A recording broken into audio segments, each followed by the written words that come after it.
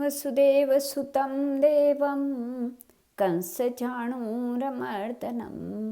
देवकी परमानन्दं कृष्णं वन्दे जगद्गुरुं। श्रीकृष्णं वन्दे जगद्गुरुं। श्रीकृष्णं वन्दे जगद्गुरुं। जूनागढ़ के नगरों में यह बात वायु की तरह फैल गई कि बड़नगर के मदन मेहता की पुत्री के साथ नरसिंह राम के पुत्र का संबंध हो गया। इस बात को सुनकर नरसिंह राम से द्वेष रखने वाले कितने ही नागर ब्राह्मणों को मानो जूड़ी आ गई। कहते हैं दुष्ट लोग अपनी नाक कटाकर भी दूसरे का सगुन बिगाड़ते हैं। जूनागढ़ के भी कुछ ब्राह्मणों ने इसी नीति के अनुसार नरसिंह राम के पुत्र के विवाह में विघ्न उपस्थित करने की ठानी। दीक्षित जी के बड़नगर लौटने के बाद से मदन मेहता ने विवाह की तैयारियां शुरू कर दी थी। मकान की सजावट हो रही थी। इसी बीच जूनागढ़ का ब्राह्मण बड़नगर पहुंचा और उसने मदन मेहता को ले जाकर एक पत्र दे दिया। पत्र में लिखा था, आपकी इकलौती पुत्री का संबंध जोड़ने के लिए आपके पुरोहित दीक्षित जी जूनागढ़ आए थे। आपको मालूम होगा कि जूनागढ़ में हमारे 700 घर हैं, परंतु उन्होंने किसी को योग्य घर में संबंध न करके अत्यंत निर्धन और जातिच्युत नरसिंह राम के पुत्र के साथ संबंध जोड़ दिया है। हम आपको नम्रतापूर्वक सूचित करते हैं। पत्र को पढ़कर मदन मेहता बड़े विचार में पड़ गए। उन्होंने सोचा संबंध तो हो गया, विवाह का दिन भी निश्चित हो गया, विवाह की सारी तैयारियां भी हो गई, सर्वत्र आमंत्रण भी चला गया। उन्होंने तुरंत पत्र लिखकर एक ब्राह्मण के हाथ नरसिंह राम के पास जूनागढ़ भेज दिया। मेरी पुत्री चिरंजीव जूठी बाई का शुभ विवाह शुभ मिति माघ शुक्ला पंचमी को होना निश्चित हुआ है। अतः आप उक्त तिथि पर हाथी, घोड़े, रथ और पैदल एक चतुरंगिणी रहत बारात के साथ पधारिएगा और मेरी मर्यादा के अनुसार वस्त्राभूषण लाइएगा। अगर बारात और वस्त्राभूषण मेरी मर्यादा के अनुकूल न आए तो मुझे बाध्य होकर अपनी पुत्री का विवाह अन्यत्र करना पड़ेगा। बड़नगर से ब्राह्मण ने आकर पत्र नरसिंह राम के हाथ में दे दिया। पत्र पढ़कर वह श्री कृष्ण मंदिर में गए और करताल लेकर भगवत कीर्तन करने लगे। भक्त की पुकार सुनकर भगवान प्रकट हो गए। उन्होंने अमृतमयी वाणी से कहा, वत्स तुझे मेरा आह्वान क्यों करना पड़ा? भक्तराज गदगद होकर प्रभु के चरणों पर लौट गए। फिर उठकर उन्होंने प्रभु के हाथों में वह पत्र दे दिया। पत्र पढ़कर भगवान ने कहा, वत्स किसी तरह की चिंता मत करो। मैं जानता हूँ यह सब जूनागढ़ के ब्राह्मणों की करतूत है। मैं स्वयं अपने कुल परिवार सहित नगरों का वेश धारण कर सारी सामग्री के साथ बारात में उपस्थित होऊंगा। तुम्हारा कार्य संपन्न कराऊंगा। इतना कहकर भगवान अंतर्ध्यान हो गए। नरसिंह राम ने बड़नगर के ब्राह्मण का उचित सत्कार करके विदाई कर दी और आप निश्चिंत होकर भजन पूजन करने लगे।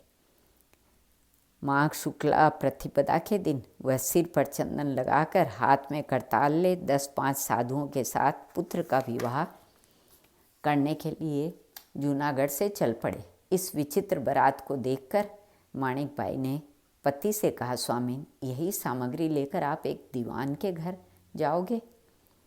कहीं अपमानित होकर बड़नगर से पुत्र का विवाह करने के बदले ज्यों का त्यों वापस न आना पड़े।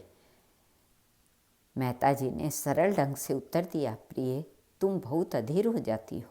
जब मैंने मान लिया कि मेरा पुत्र ही नहीं है तब मेरा अपमान कैसा और इसकी चिंता क्यों? जिसका यह पुत्र है वह आप ही सारा प्रबंध करेगा और अपमान से बचने की चिंता भी करेगा। जूनागढ़ के नागर ब्राह्मणों ने जब इस अनोखी बारात को देखा तो उसके आनंद का ठिकाना न रहा। उन्होंने सोचा कि अब अपना काम ही बन गया। नरसिंह राम और उसके साथी उस दीक्षित की भी सारी हेकड़ी सहज ही दूर हो जाएगी। देखो न इस भिखमंगे की हिम्मत, ऐरे गहरे भिखारी भिखमंगों की टोली बनाकर चला है। दीवान की बेटी से ब्याहने इस बार इसकी पोल खुलेगी। बड़नगर में जब लोग लंगोटी और करताल छीन कर उसकी पूजा करेंगे तब यह सदा के लिए कीर्तन भूल जाएगा और हम लोग भी सुख की नींद सोएंगे।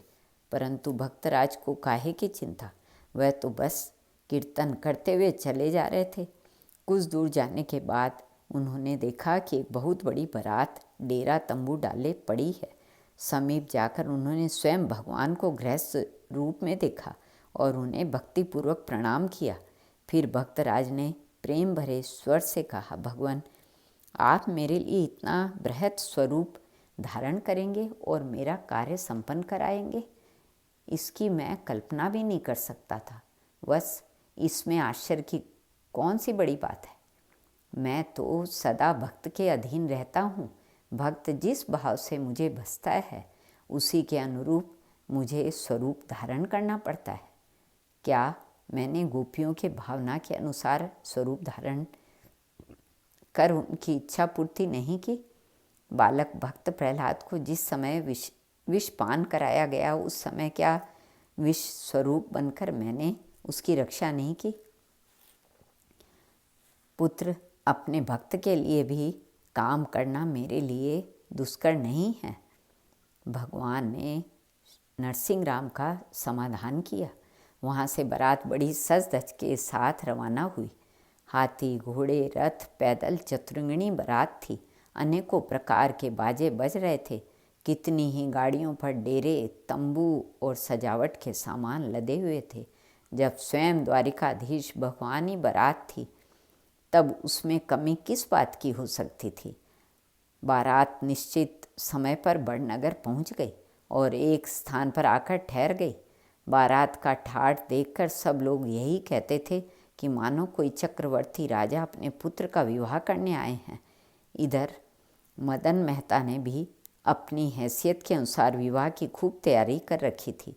दूर दूर के सगे संबंधी और मित्र श्रीमंत लोग ब्याह में सम्मिलित होने के लिए आए थे। बारात का आगमन सुनकर वह सब लोगों के साथ स्वागत करने के लिए उस स्थान पर आए। नारायणी बारात की अपूर्व शोभा देखकर वह चकित रह गए। उन्होंने सोचा, ऐसी बारात तो कोई राजा भी नहीं ला सकता। जो मनुष्य मेरे यहाँ ब्याह करने आया है वह कोई साधारण आदमी नहीं हो सकता। मैंने बड़ी भूल की जो इनको अभिमान भरा पत्र लिख भेजा। इस बारात का भोजन आदि द्वारा सत्कार करना तो दूर रहा, मैं तो पर्याप्त जल भी नहीं पहुंचा सकता। इस प्रकार सोचते हुए वह शीघ्र नरसिंह मेहता से मिलने के लिए आगे बढ़े। वह जब भगवान श्री कृष्ण के डेरे के सामने आए तो उन्होंने अनुमान किया कि यही समधी का डेरा हो सकता है। उन्होंने पहरेदार से खबर भेजी और मदन राय मिलने के लिए आए हैं। आज्ञा लेकर पहरेदार उन्हें अंदर ले गया। उन्होंने भगवान को प्रणाम करते हुए कहा, नरसिंह राम जी, आपको मैं प्रणाम करता हूँ। भगवान ने किंचित विनोद का भाव बनाकर कहा, मदन राय जी, मैं तो उनका एक तुच्छ सेवक हूँ। चलिए मैं आपको उनके पास ले चलता हूँ। भगवान उन्हें साथ लेकर भक्तराज के पास आए। भक्तराज अत्यंत साधारण वेश में कुछ भक्तों के साथ बैठे हुए हरि कीर्तन कर रहे थे। वह भजन में इतने तल्लीन हो रहे थे कि उन्हें बाहरी जगत का कुछ भी ध्यान न था। उनकी इस स्थिति और अतुल ऐश्वर्य के बीच इस सादगी को देखकर मदन मेहता का सारा अभिमान चूर्ण हो गया। उन्होंने ऐसे सत्पुरुष को संबंधी रूप में पाने के लिए मन ही मन अपने भाग्य की सराहना की। भगवान ने भक्तराज का ध्यान भंग करके मदन राय जी का परिचय कराया। दोनों संबंधियों ने एक दूसरे को अभिवादन किया और प्रेम पूर्वक आलिंगन किया। कुशल समाचार होने के बाद मदन मेहता ने अपनी धृष्टता के लिए क्षमा मांगी और कहा, भक्तराज, आपके साथ संबंध होने के कारण आज मैं धन्य हो गया। मेहता जी, यह सब प्रभु की कृपा ही का परिणाम है। भक्तराज ने उत्तर दिया। मदन मेहता ने भगवान के साथ नरसिंह राम का यथाशक्ति आतिथ्य सत्कार किया तथा विधिपूर्वक वर पूजन करके अपनी कन्या को दान कर दिया। बड़े समारोह के साथ विवाह संपन्न हुआ। मदन मेहता ने वस्त्र, अलंकार, रत्न आदि बहुमूल्य वस्तुएं दहेज में देकर पुत्री को विदा कर दिया। इस प्रकार प्रणतपाल भगवान भक्त पुत्र सामलदास का विवाह कार्य संपन्न करके सकुटुंब अंतर्निहित हो गए। श्री कृष्ण अर्पणमस्तु।